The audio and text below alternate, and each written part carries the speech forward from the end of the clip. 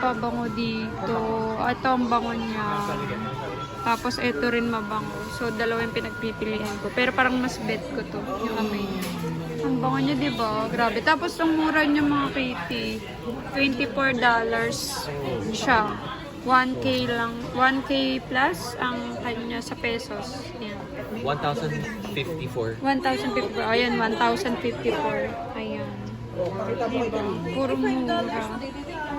Tapos meron din ditong CA. Kaso wala siyang ano, tawag dito, wala siyang sample.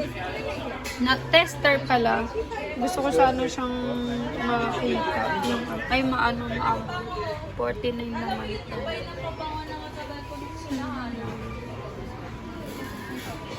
Basta gusto ko kasing pabango yung ano, yung hindi siya sweet. And parang sakto sa akin to. Parang mas gusto ko yung amoy nito kasi hindi siya sweet.